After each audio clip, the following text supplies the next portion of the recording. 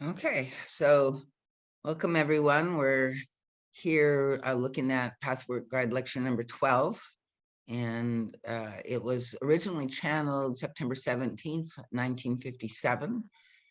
So also kind of in the fall of the year, um, and one of the earlier lectures, right? So it's interesting how the lectures kind of go through cycles. But in the beginning, he's speaking a lot about the purpose of life, the purpose of the lectures, the purpose of, like the whole spiritual realm and, what he's describing. So this is one of those. And again, the titles and what happens in the lecture sometimes, kind of are interesting to discover because you expect one thing and, he'll launch into and pull together a lot of different things.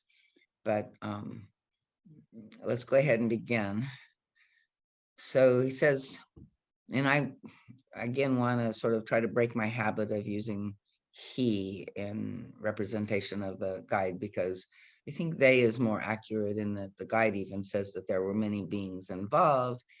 And I think it just helps to, Eva used that guide he, I think, and that's where, we all grew up, but people are more aware of these kinds of things now. And I think it's actually more accurate to say they. So I'm going to try to remember. I won't remember perfectly because it's just a habit. So they say, I bring you divine blessings, my dear friends. One hears people say again and again, if God exists and there is indeed a divine order, how can it be that so many terrible things happen on earth? You all know, we have all learned that human beings forge their own destinies. That you have to carry such heavy burdens is the result of breaking spiritual law, often unconsciously. Still, this will not sufficiently explain to you events like wars in which, through the decision of a few, many who seem innocent have to suffer a heavy fate. To this I reply, first of all, even in mass or group disasters, an individual never need to experience anything that does not fit into his or her own destiny. Second, every person, except those very few who have already reached a higher state of purification, is also sharing the responsibility for wars and other mass disasters. Not only the politicians or those few who visibly and publicly shape world history are to be made responsible for wars, but every single person who with impure thoughts and emotions pollutes the cosmic reservoir. And this one day must have its effect. Each thought of hate, of separation, of egoism, of injustice or discrimination, of wanting more for oneself than one's neighbor, in short, each thought that breaks God's law is a building block in that enormous spiritual structure war, which must first be formed in spirit before it can manifest destruction on the material plane. If only a small part of humankind sowed the seeds of peace, wars would not exist, in spite of a few unscrupulous politicians. Most people, including you, my friends, harbor thoughts of anxiety, if not thoughts of hate, then of mistrust and separation, such as between one group and another. And all of these violate the law of brotherhood. Each thought of this kind, each emotion, is a significant contribution to the outbreak of war. So I like to pause, and people are welcome to ask questions or make comments. So is there any question, comments, any of that? I just got to the web page. Can you tell what number lecture was it? 12? Yeah. Thank you.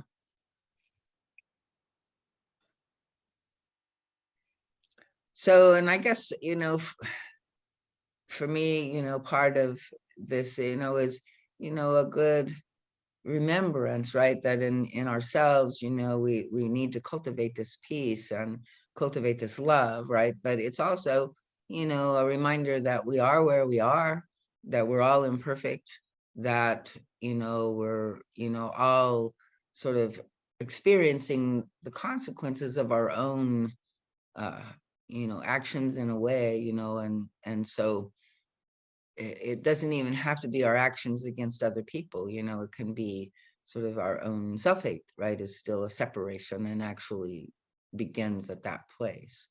So we're all here learning, and we're all here, in a sense, just undergoing an experience that has been divinely prepared for us in ways we don't understand. And also, when we're here, we feel cut off from our larger self. And so, we often feel, like kind of lost in this larger realm of our lifetime, right? Um, and yet, if we can sort of follow what the guide is saying, and this is just one way that he says it, he speaks of it in many other ways as well, that we really do create and undergo sort of the outpicturing of our own inner landscape, and it's like a mirror reflecting back to us. And so, if you don't have a lot of the kinds of things that would be triggered inside, your own, I guess what I think he's saying is, like, if we really did, kind of cultivate the peace inside of us and heal the internal splits, that the external splits would fall away, and we would have a kind of new experience of ourselves and each other in a more unified field. So he says this does not apply to thoughts and feelings only, or to individual reactions to general political issues and opinions.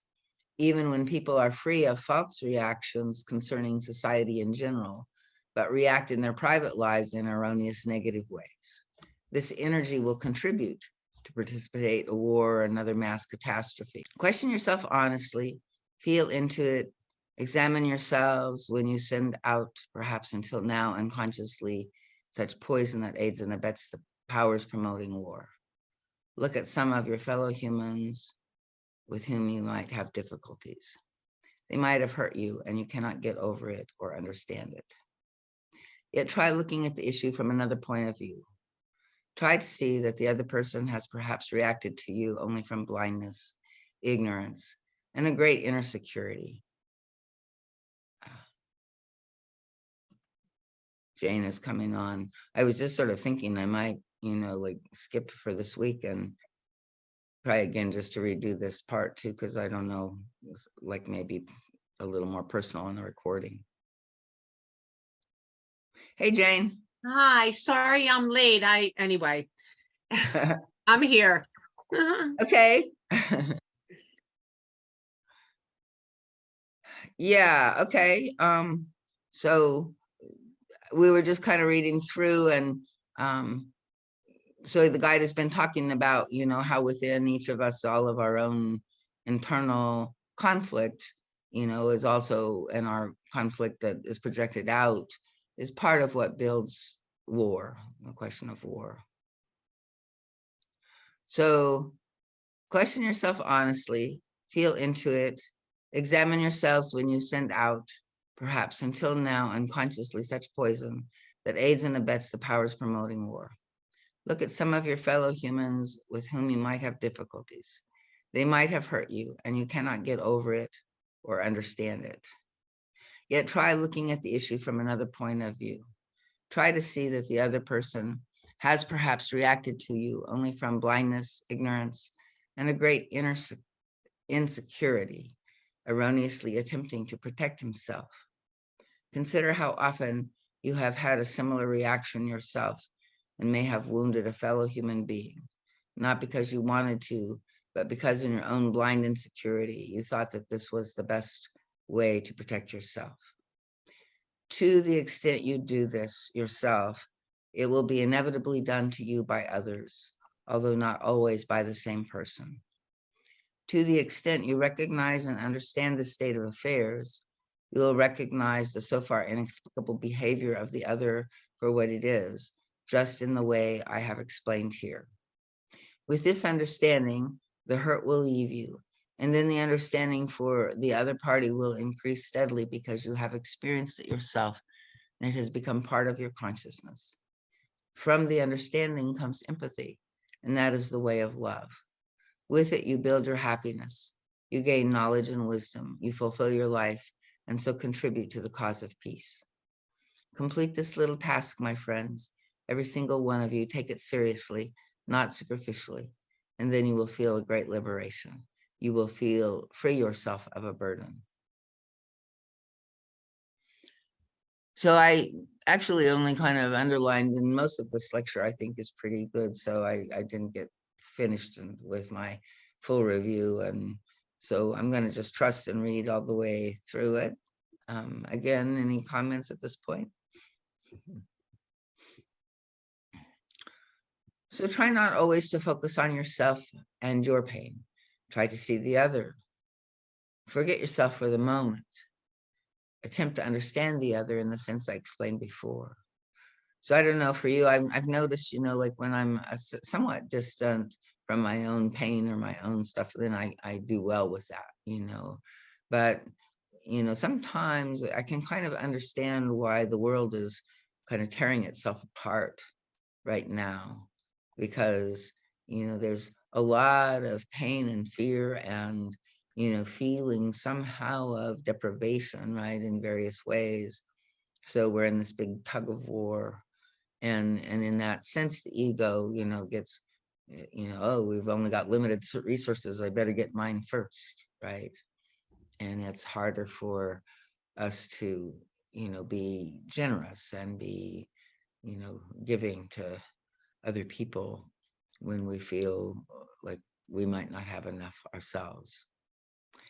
So, and yet, I think that is what we're being called to in some way, to continue to explore, to look at, and to see if we can trust something deeper, trust, in our lives really, you know, maybe there's really no time that you can think back where, you really didn't have everything you need, right? And it may have sometimes felt like you wouldn't, or, maybe sometimes it felt like it was too little, or too late, but somehow you're here. Somehow, like everything conspired to, give you what you need. And then sometimes I think, what we need is to sometimes experience our fears of deprivation or our, discomfort, kind of thing to help build resilience, help, help us trust our deeper inner resources, that kind of thing. Right? So,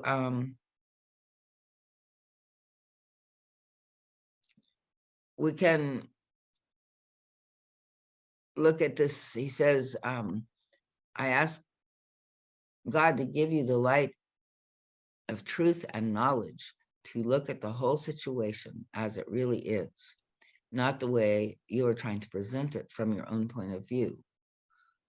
So that's also, like how we spin things, right? How we have a story, uh, about the way it happens. And oftentimes it's a small story. There's a much bigger picture, right? And so again, he's challenging us to sort of like come out of our little myopic, self story and into a larger one.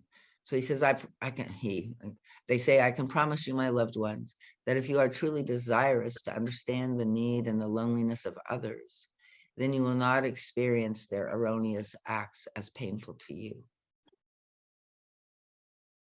So I think that's true. Do people recognize that? Have you ever been in a situation where, you recognize that people are acting out of their own trauma, their own pain, and that when they do, you don't take it personally, right?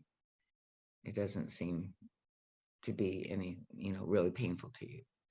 So you can liberate yourself from your suffering by concentrating on the thou instead of the I, and by asking God to give you the full vision of the truth.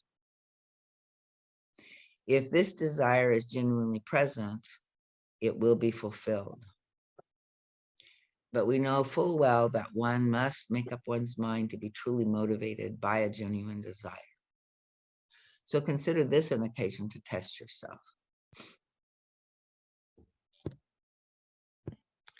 and this I think is also a useful thing. We don't have to, use it as a club or a judgment or anything, but we can feel in and recognize kind of where we are in the journey, like when we can do that, right? And yet, what does it take maybe to liberate ourselves in that way, to be that kind of compassionate, to open that heart of compassion so that sort of is above everything else in the world,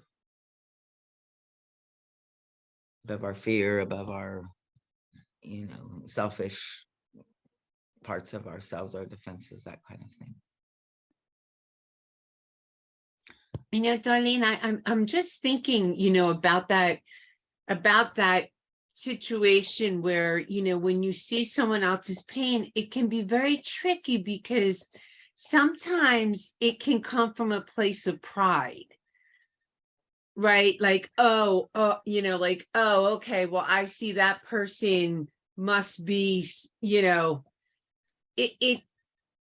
can Right. be both ways. It can come really from your heart of compassion, or it can come from, oh, okay, well, that person's like a judgment of pride that you kind of liberates you in a way, but not the same as when you want to really be compassionately understanding where that person might have been wounded.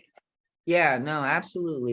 And this is where the guide is always saying, we have to look inside at our intention, our motivation, and also the channel, on which we're, sending that, and so like when we, sort of, see their pain and it makes us one up and we get to put them one down. That's definitely not compassion, right? Yeah. Compassion is that unification, and that's clearly a separation. Yeah. Good point. And when human beings hear about the spheres of the beyond, they often think that all this is too much like conditions on earth, and they cannot believe it. But truly, my dear ones, everything you have in your world is also in the spiritual world and much more. For earthly objects are only a reflection and imitation of the corresponding spiritual forms. Yeah.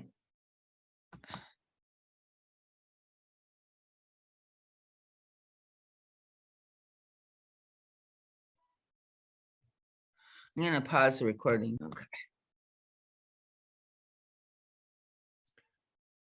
So let me repeat that last part, starting at the beginning of the paragraph, because he's kind of shifting gears a little bit here, I think. And so he says, when human beings hear about the spheres of the beyond, they often think that all this is too much like conditions on earth, and they cannot believe it. But truly, my dear ones, everything you have in your world is also in the spiritual world and much more. For earthly objects are only a reflection and imitation of the corresponding spiritual forms. They actually could not exist in your world unless they first existed in spirit. Thus, spiritual things are not, as human beings often think, symbols. It is the other way around. The earthly things are symbols standing for spiritual reality. There is much material in this to meditate upon. The things of the spirit world are in a different relationship to the spirit entities than an earthly thing. An earthly landscape is to human beings. In the spirit world, the landscapes or objects are the mental expression, the product of the mentality of the respective spirit being. In the human world, the objects or landscapes seem to have nothing to do with the individual. They are perceived to exist independently of the individual and are purely functional, so to speak. Of course, for human beings, this is difficult to understand, but in time, your knowledge will increase. And I actually, as I tune into, the unfolding of experience through landscape, right? Each one of us is kind of on our own timeline, in our own experience. And it does feel to me really that we are somehow creating the space as well, right? It can be a shared space, it can be a collective space perhaps. But I think, when we're, kind of attuned to places where we live, or, where even taking a trip, when I was on my drive, right, kind of passing through these vast landscapes, there was a sense that it is possible that it could all be existing within me, within spirit, right? And within who am I in spirit, right? Like really part of that totality. So I don't know if it makes sense, or, I just find it an interesting meditation a little bit to imagine, right, that the whole world comes from inside of me in a way. So there are infinite numbers of spheres, from the highest and purest to the deepest and most impure, with for you unfathomable graduations in between. Not all the beings who are no longer subject to the incarnational cycle are already in the highest spiritual spheres. They have to develop further, a development which will take place in the spirit world. So this is, I think, also an interesting thought that, I think often when we think of people passing on, like somehow they're released from this worldly burden and personality, and kind of are, free. And I think in some ways they are more free, but it's like we are where we are in our development. So it's something that I think is interesting to, consider, that development continues to take place in between lives, and on the other level, like one of the ways, hopefully, is that we get to do a life review, right? And we get to, kind of go back and see, like, well, what was really going on there, or what would have happened if I would have chose differently there, or, ways of, understanding our deeper motives, or maybe even the way that we're plugged into a much larger whole, and how some things that we did had benefits beyond what we could have, have known about. So, I always feel like, excuse me, sneezing here. Yes. Thank you. That, there's a way in which what we have accomplished, if we can humbly, like face it, as the guide recommends, in so many of the lectures, right? And not have fear of judgment, or, I think that's one of the things that happens, is that we come out of the sphere of judgment, so we can evaluate and see these things without sort of all of our egoic sense of it. So anyway, that's who knows, but I think in general, people sort of have a consensus that that kind of thing can happen. Darlene, can I interrupt you one more second? Like, that comes to my mind, like sometimes you ever like when you say, taking a long drive and you look back at your own life, and like you look at the person that you once were before I like sometimes I can't believe the way that I was, like, sometimes it's painful, things that I've done. And so, yeah, like I could only imagine on a much greater scale of that reincarnation, or, to think that whatever this work that we're doing now is, I always hope that it's going to benefit the next, Yeah. because like I want to get somewhere, but I'm not sure I'm going to get there, I but I'm hoping that it keeps going. Yeah, no, I agree. And I think, I think like deep in our higher self, we incarnate with a longing and the love to, complete our mission here as completely as possible. And the guide says in some other places, I can't remember exactly where, that, it's like often we take on more than we can possibly accomplish, right? Or the, or that most likely, because of the conditions on earth, we will get sidetracked. We will, have difficulty with it, that it's not an easy thing, to really stay on track and fulfill, all of what is possible in each lifetime. But, Yeah, I like think, how much resistance is gonna, yeah, how exactly. much resistance are we gonna say no to what we actually want? Exactly. Yeah. And yet, it's like, I think even, if we have this life review and we realize that, hopefully, with humility, we can accept and not judge our life completely based on the fact that there were things that we didn't fulfill, completely. So, I think it's kind of important in crossing over, right, that we do try to integrate and accept and, you know, experience, this, especially, on the pathwork, because I think most of us sort of recognize that we are trying to give our best. What is that pathwork prayer? It's like, that we really do have this deep inner longing within us, to give our best and to make a difference both for ourselves and other people, right? Not just for our own edification or our own development, but to be a force for good for others here as well. So and I think today I was doing the blog on the ancestors a little, and I think we also, as we take on sort of the ancestral traumas, right, and we're working through and clearing and healing, that's also part of our mission, that we're helping in that way.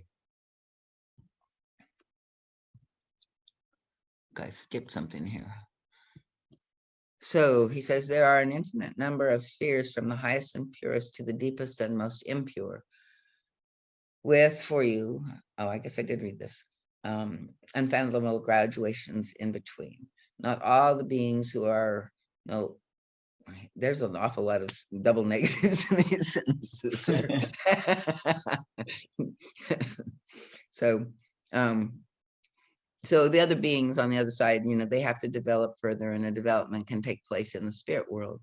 The highest world is what we call the house of God, even though this is not to be understood literally. Spirits of higher development who do not yet live in the highest sphere are given occasional access to these highest splendors. These worlds consist of such subtle matter, of such immeasurable harmony and beauty, that you, my friends, cannot possibly imagine. The most beautiful landscape on earth is tainted with impurity and disharmony compared to this beauty. The most beautiful and most masterfully executed music on earth is dissonance compared to the spiritual sounds, and so on. I lack the words to describe it, and you lack the concepts. Everything is created from rays. All is in movement, in change, and yet in equilibrium. This apparent contradiction cannot be squeezed into your verbal concepts, just as it is impossible for me to convey to you even an approximation of the splendors to be found in the high and highest spheres. The beings living there have to fulfill their tasks in the great plan until all beings have returned to God. A wonderful order and organization reigns. The most diverse spheres exist here. I can only tell you very little today about these. There are spheres of music and color, where the sounds are colors and the colors are sounds. And at the same time, they are also fragrances. On earth, everything is separated. There is no oneness. One sphere in the spirit world would be called the sphere of science, yet it is not like your human science. All the knowledge that exists, which humankind discovers only partially and gradually, is openly displayed. There is the sphere of history, if I can call it so. It does not merely deal with the history of the earth, but also with the history of creation. And here, everything can be observed. You only have to imagine a movie. Everything is etched in that breath of God, and you can review it again. Spirits sufficiently advanced in their development and having a specific interest may take on a particular task. They are then guided to this sphere by expert spirit beings, and with their help study for some time to learn what is necessary and advantageous for the chosen task. They learn the plan of salvation, the history of creation, and all that pertains to it.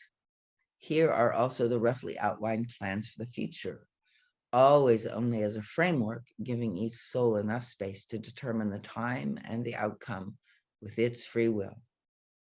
This sphere, too, is of unimaginable beauty. Then there is the sphere where the spirits of the dead children live to be trained and educated. This sphere is also of great beauty. And there are many, many more. So let me just pause here, anything worth commenting in that section?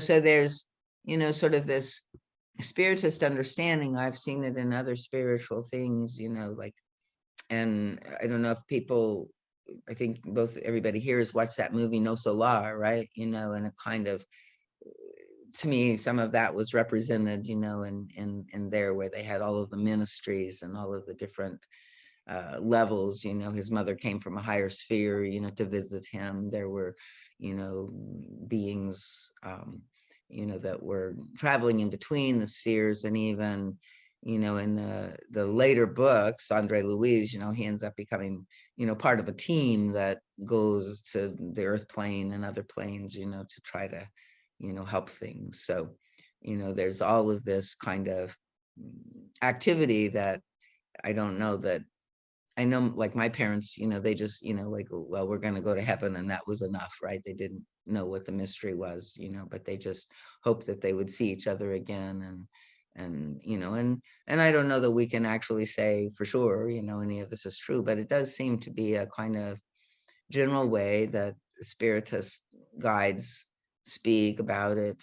And it's interesting because it's a bit different, like, if you read the Tibetan Book of the Dead, how they see it, so there are some, significant differences in our cultural views of afterlife things. And maybe in some ways, they're metaphorical, right? Or somehow they're all connected. It's hard to know.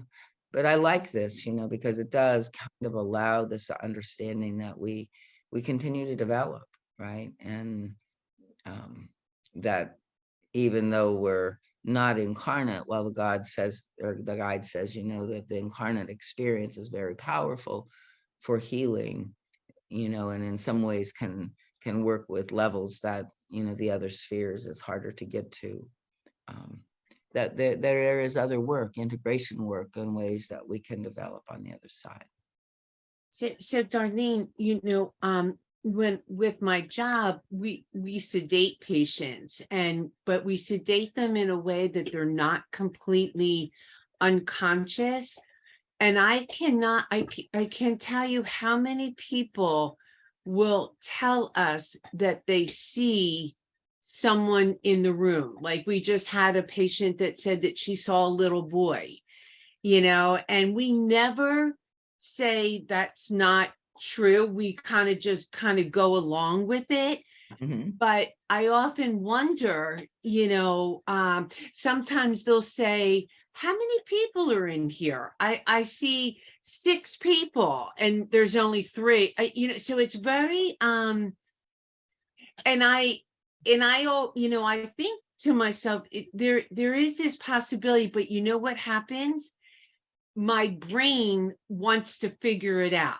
Like, my brain wants to know, well, like, why would this little boy be here? Like, who is this little boy here for? But it's not the appropriate time to, like, question it. But Right. I do find that amazing when the consciousness is, like, down and their defenses are pretty much down. So they Yeah, see spirits. right.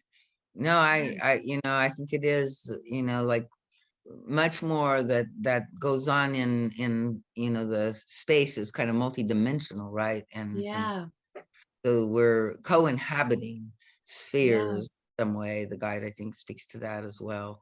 Um, yeah. and And yeah, I mean, I was interested here where he talked about the child spirits, right? Because Mm, in some way, I get a little confused by that, like, how, because it seems to me that your age, I mean, I think when you die old, you can come back, and be your younger self for a little while or something like that, like the perisphere takes on, so I'm not sure with the children, but in other, like in Brazil, the Umbanda and the Yoruba kind of traditions, they also do calls for the child spirits to come. And one of the things that I like about this kind of more shamanic way of looking at even each one of us is that we are all a bag of beings, or our our self is composed and connected to lots of other beings. And so we even have maybe our own child spirit, that comes through us, right? And we of course know in the pathwork where we can, channel our unhappy child. We can be lost in our wounded child. But in this as well, they kind of connect to the joyful child, to the playful child, to the, and in the ceremonies, they're invited to come out and kind of possess and act through the body. And other entities are also invited to, come through the apparatus, right? And uh, in a sense, take over, like the personality kind of pulls back and steps out of the way and allows these other expressions.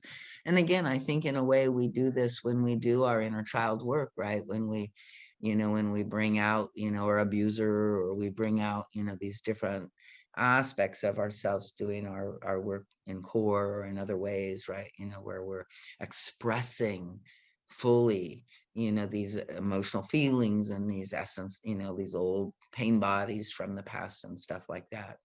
And I think it's useful to see it from this more shamanic spiritist thing. Oh, well, those are actually parts of us, but they're also other beings in a way, and we are like channeling them. And then part of the question is sort of in our development, like we're all learning how to be responsible mature channels, right?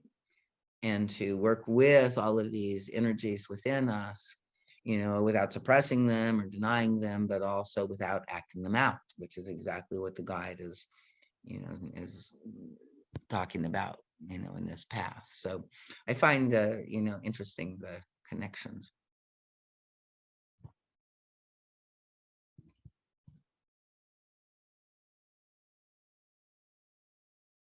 So the spheres which no longer belong to these heights contain also wondrous beauty. And there too, the beauty is much greater than what is most beautiful on your earth. Many possibilities and varieties of the spheres I just mentioned exist also here. But their perfection is not as complete as those of the similar spheres among the highest heights. Everything depends on the entity's developmental stage. Receptivity for happiness, harmony, and completion depends entirely on that developmental state. There are spheres of purification, of which the earth is one. Those purification spheres exist on various levels of development. There are further many kinds of schools and universities. There are hospitals, my dear ones, where ailing souls are taken care of and healed. There are places of rest, also in different degrees, all corresponding to their development. For spirits who have left their bodies behind, and also for spirits who have come to rest in the spiritual world after the completion of a great task. These beings need rest for a certain amount of time. So, and I think, this was also shown in No Solar, kind of like we come and we need regeneration sort of after the lifetime and the tensions and the stresses and the, effects of aging and dying, right? Which are, again, all products of our own anti-life, of our own, places where, where the guide, at least makes the claim that if we had, if we completely, completed our, work, that we wouldn't, need to die from disease and that kind of thing.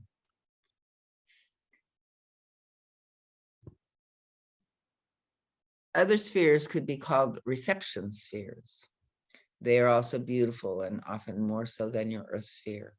For spirit entities who are perhaps not yet on a level to deserve continuous bliss.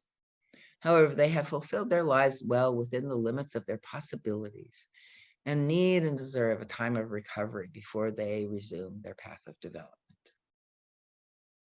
Within an extensive sphere with different departments, there are several places where the incarnations are prepared. In hospitals of a very specific kind, spirit entities who are medically trained to work on preparing the fluids, as I have explained already. They draw the fluids together, rendering the entity unconscious for the time. In another part of this sphere, the incarnations are discussed.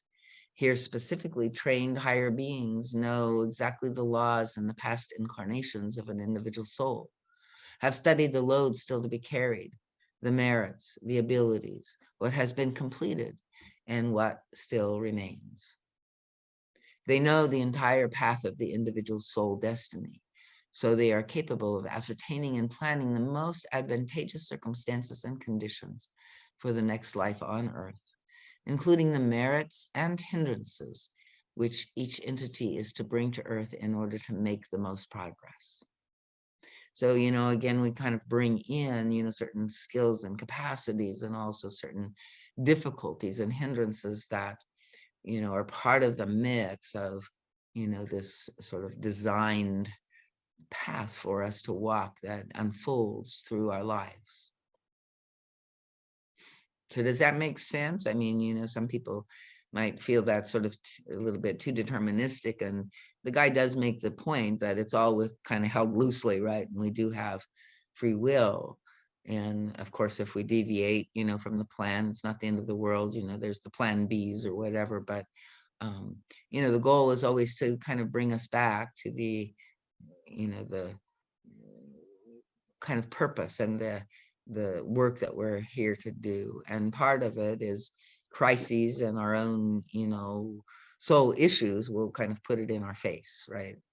We can't usually skip over it.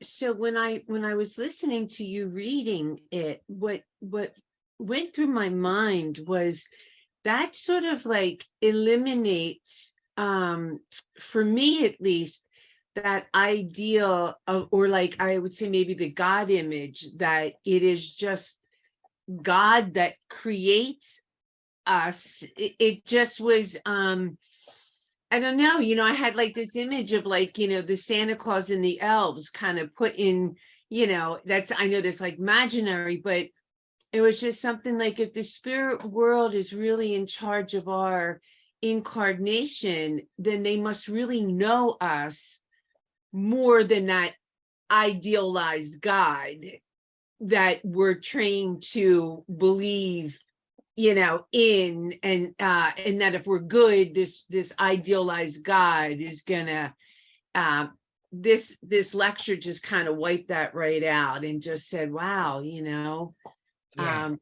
there's so much to it than the idealized God. Right. Yeah, Yeah. this, the God that, is judging us good, bad, we did it, we didn't, like, yeah, it's like, and that's kind of also kind of the churchianity version of it to me. It's like, it's usually within sort of this one lifetime, we only have one shot at it, right? Yeah. That always Yeah. feels like, oh my God, how can that possibly be? I'm doomed. That's it. I give up. Can't do I mean, it. it's way too complex for something like I'll that. never As far be as that good. Never. I can't. Yeah. So, this, I agree, makes us, we're on this long journey of evolution of consciousness, right? From very low spaces of development, whether you consider that evolutionary, just, as, on earth, or whether you consider that, kind of a soul that has fallen, right? And is, returning, that, there's this vast journey that we're undertaking. And yeah, we have lots of help, all kinds of support for it. To me, that is sort of the greatest gift, like I don't know what shifts it out of just an intellectual hope or understanding, like thinking maybe that could be so or whatever, to a kind of felt sense in your body, in your being, right? That God loves you, that does know you intimately, that God and the whole spiritual world, like, God through the whole spiritual world, through our guides, through our ancestors, through, like probably, he's talking about all of this organization and order, through through that we are supported. And each one of us is, essentially made in his image, like that I am consciousness that we are, right? And then we're, like incarnating, bringing, in, some of the, like he talks about, the places that our soul has just gotten covered with confusion and separation and, the effects of, being an individual, here on earth, I think naturally kind of tends to create that, right? But again, the guide is saying, yeah, and that's an expression of where we are, right? So, our separation in individual bodies is kind of an expression of our need for separation at this time. And so God doesn't, God knows that we have to slowly come back into union. We can't just, like be, taken there all at once. We can't be judged for being where we are on the path. Even when we're backpedaling or not, following the plan, right? I don't think that there's any way that the divine realms are judging. They most above all honor free will and honor the journey that the individual has to take, and honors, like, I can remember realizing this in my own self, like seeing, like, why did I do it that way? Well, if I go back into that moment in time, that was the best I knew and what I needed, how I could go forward, right? It was what was available. So I think, seeing that in me, I recognize, yeah, that, the spirit world knows, that in any given moment, I think, we are organically expressing our level of development. And the part of us that says, well, we should be doing it different or better or whatever, that's that superimposed conscience that is not real and cannot really take us to where, it's telling us that we should be. Like Only not the only thing we can take. accepting where we are, right? Like not Exactly. accepting, like again, there's that pride place, right? Where it's like, I should be better than this, rather than really taking in the pain of the recreation of the, the misconception or the mistake that we're making, it's like maybe before we would not have even noticed Right. how we were hurting ourselves, let alone, hurting others by it. But yeah, that's a big thing, right? With pathwork, like just accepting where you are and knowing it's okay and it's going to move. Exactly. That within us is, we wouldn't even be here if we didn't have this deep desire to Yeah. grow and develop, and that's our essential nature, our higher self truth. Yeah. Even when we're in our biggest resistance, like, that's a temporary reality, the guidance says, right? And it's not the ultimate truth of who we are. So yeah, and very much, like when you talked this at the beginning of the lecture, we need to be more full of peace, right? Well, to me, that this is a big help for having my internal peace with myself, with who I am. Yeah.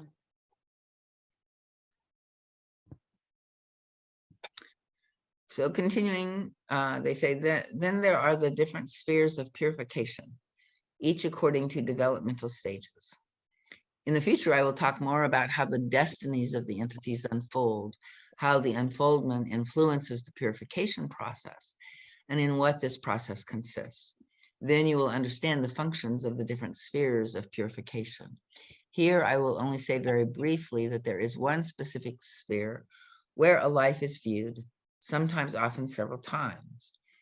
I didn't even remember that this was in there, so I was talking about it earlier. Interesting. At times, the last life is connected with the one that preceded it, and only comparing the two brings about full understanding. Now, the spirit who has just concluded its earthly life sees its life with such clarity that it can no longer pretend and make excuses the way humans like to do. They are prone to displace their real motives and wear masks so that their pure currents are polluted by the unpurified qualities. But here, everything is clear and open. This is not to be confused with the well-known phenomenon after dying when one sees one's life unroll in front of one's eyes in a very brief sequence. This is another thing. It always occurs, but in this case, it happens very briefly, and the human spirit sees the picture of the past life almost indifferently, so to speak. It seems to concern the life of someone else. You are not affected, not emotionally moved. You see it objectively. In the sphere of purification, the process is much more extended and lasts as long as is necessary to understand what up to now you have refused to understand. This can be painful. You really come to feel that this is about you. You re-experience your life, and then it turns out that earthly life is quite differently evaluated here than on earth, where you are still in your body. As long as the body encloses the spirit and imprisons it, the suffering about each trial and blow of fate is great. To experience something difficult seems frightening to you. But as long as everything goes well on the outside, you are happy. Already in these realms of purification, which are by no means high spheres, the experience of looking at the unfolding pictures of your last life is entirely different. It is possible that a heavy fate you suffered on earth and made you very sad then, but since from the spiritual point of view you have come through it well, gives you now, as you experience it again, looking at the film, a feeling of endless peace. It gives you a sense of happiness because you passed the test and learned what there was to learn. However, pleasant time passed in the contentment may cause you great disquietude if during it the spiritual task was not completed. You will re-experience your life often quite soon after you have left the body, and this is important to understand, but you will feel and judge it differently. The happy times on earth may therefore not coincide with the feelings of happiness when one day you look again at your life.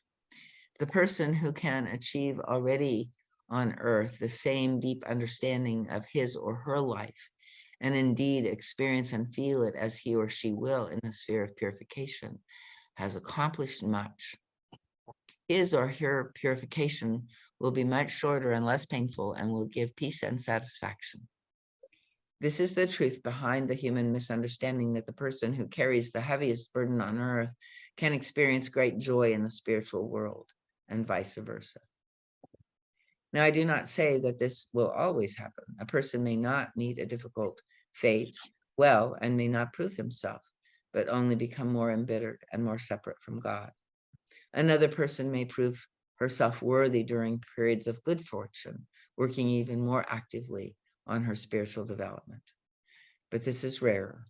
Fully experiencing a heavy fate often brings an advancement and an evening out of karmic debts and helps to undertake your further development with a diminished burden. So, it's like, it's interesting, to sort of look at the difficulties that we've experienced and, see like, well, does it feel even from now, that we can look back and have a sense of movement in them, right? And then also, we're working a lot with recreations, right? And so that can speak of that. But it's like when you think of the challenges that you have, I think many of us on this path see this more fully, like we no longer judge ourselves or the situation so badly, but recognize that this may be exactly, it's coming to us for a purpose. It may be exactly what we need somehow, right? To overcome our fear of it ultimately, right? The guide is saying, whatever we fear, we really have to kind of go into, through, and out the other side of, to get rid of the fear. So when we can realize that, sometimes these heavy burdens or these difficult challenges that we're facing, are, hopefully not just punishment or, hells that we have to go through for no reason at all, but, are part of helping us. And I think, you might be able to think back, like when things are going pretty good, I'm a little more complacent with my spiritual efforts, right? Or my seeking, or my, reaching out to God. And of course, when I'm more in struggle, or, and, something is, taken a hold of me that's, strong and challenging, then I'm almost automatically reaching out to God. And I used to have this belief that says, well, I shouldn't do that, because if I can't, be reaching out to him when everything is well, I have no right to reach out to to him, her, when things are not so well, but I see again from what we were talking about earlier in this lecture that, God is not judging, and so I don't have to withhold from myself God's love, because I, see where I'm incomplete or not perfectly giving more effort. But maybe if I can see that, it will just increase my awareness, and thus increase the desire for, more sustained effort. But I also trust that, like, life is going to bring to me what I need to confront. And so I don't have to kind of ride my own self constantly, but I can also enjoy some of the moments fully that are, fulfilling, and, trust that if, if there's something more that I have to look at and face, that life will bring it up in my consciousness, through some kind of challenging experience, or just even maybe I don't have to be challenged so deeply, because my awareness is kind of focused in on it. And so I see it in the subtle ways that it shows up, and kind of work it there. So any comments on any of that? So in the purification sphere, you see your past life from a point of view which is often completely different from the earthly perspective. Oh, I think, did we just read this? And this point of view corresponds to the truth. Again and again, we must observe sadness and remorse, as so many beings regret that they did not react differently in this or that situation. Again and again, they ask themselves, why was I not able or willing to see this? Now it all makes sense. Or why did I not understand the help that was offered? Why did I close myself against it? Why did I not want to see the true meaning of life, fulfilling the task for which I came? Why did I refuse to believe that this life was not the only reality, that there is more to it, that it was only a link in the chain?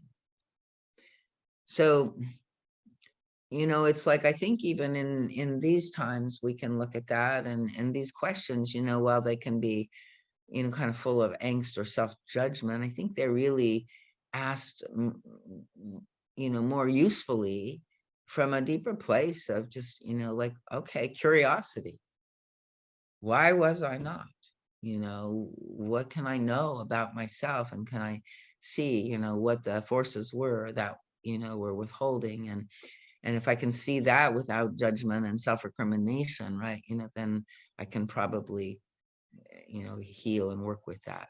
When we go into the judgment and self-recrimination, then it makes it more difficult. So, to be frustrated because we didn't get it right, and go from this, why couldn't I say, like, that's one level of that question, right, which I think we do fall into. But I don't know that that's as useful as really taking it on, like, with this deep curiosity, right, and finding the answers to that. Who was I in that moment that made that choice, right?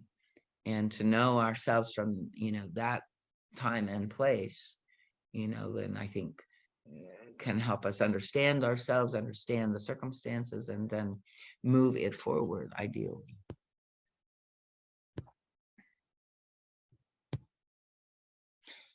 So, and from that, much of what the person has pushed away as unimportant or accidental can become clear also. Deep within, the spirit entity will understand the causes, and the meaning will open up clearly from these life scenes, which do not only reflect the outer life, but also the soul currents and reactions. You will understand that it was you who refused other choices because they were too uncomfortable, preferring to convince yourself that everything is senseless anyhow, so why do anything at all?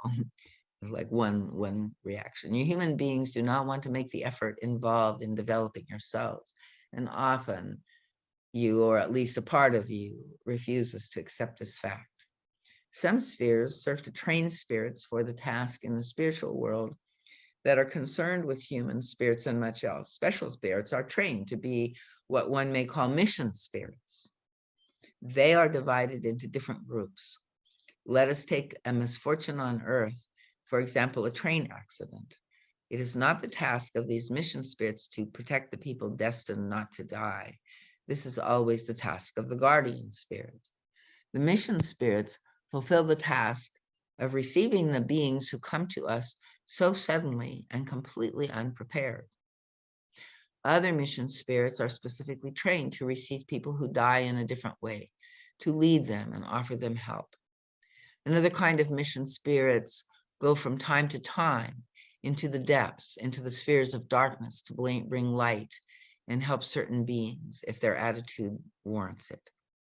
If the outlook of these entities changes, the mission angels can lift them to a higher sphere.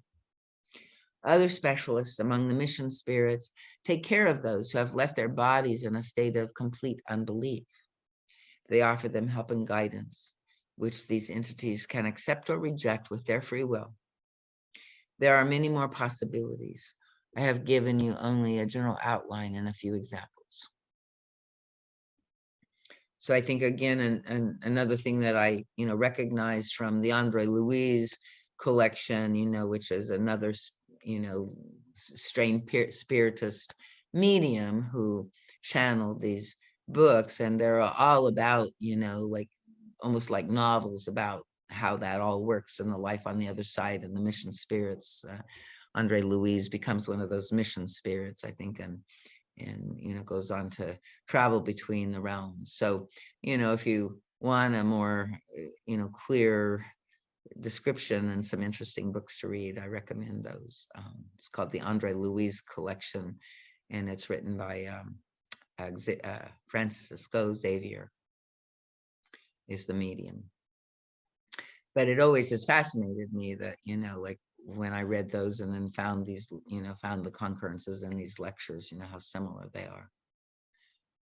Certainly for those who have not yet concerned themselves with spiritual questions, all this must seem strange and peculiar. The understanding can come only when the internal obstacles are eliminated and self-knowledge has come about. When you are willing to examine yourself honestly as to whether there still remains any resistance in accepting these truths. Again and again, we observe the resistance. It may be, as I have said before, that people shy away from knowing themselves truthfully, developing themselves on the path and overcoming their resistances. They rather push away what is unpleasant to recognize in themselves. Yet this is a requirement of spiritual development for everyone, not only for those who stand at the beginning of the path. It may also be that their reluctance is caused by fear of disappointment, that perhaps it cannot be this way, a fear to hold on to the hope that this difficult life is not the last, the only and final one. This is another attitude that may be at the bottom of the resistance to accept the greater reality. Both motivations can exist simultaneously in the same person.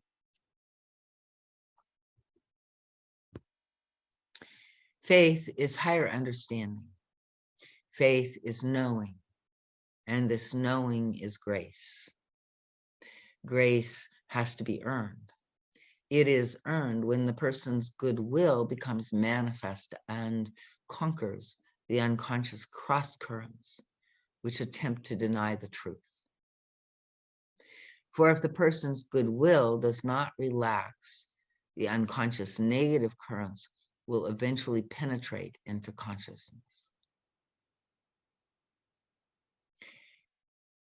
So, and I think in this way, usually relaxation is a good thing, but in this way, I think he's talking about sort of to kind of have vigilance in our goodwill, right? To pay attention to the unconscious negative currents, and where we are seeking and affirming and praying and asking, for self-recognition, right? Here they can be dealt with, transformed, and thus aligned with the outer good intention. If the intent is to know and overcome one's lower nature, if that's is decisive, the basis for receiving the grace of deeper knowledge and the experience of reality is established. So feel into yourself, like, can you feel in your own place this place of intent to know and overcome one's nature, and feel sort of the foundation of its decisiveness in you, right? Because he's saying that kind of is our basis for receiving the grace of the deeper knowledge and to, understand the experience of reality. For your earthly world is not the reality, my friends, but the spiritual world is imperishable and the only truth you can always trust. So there was apparently a Q&A that was not translated, and then it says, now, my dear ones, I have given enough for today. I would like to say to all of you that we are happy if you progress and persevere on this path. All of you receive the blessings of God. Be in peace, walk your path with courage, and the knowledge that all your efforts are of the greatest benefit. Nothing that you undertake in the spirit realm can dissolve or will ever be in vain. Nothing. And again, God's blessings goes out to you and to all my friends, close and far. Be in God. Okay. So any last minutes? It was a shorter lecture and we got through it pretty quickly. So anybody have any last words?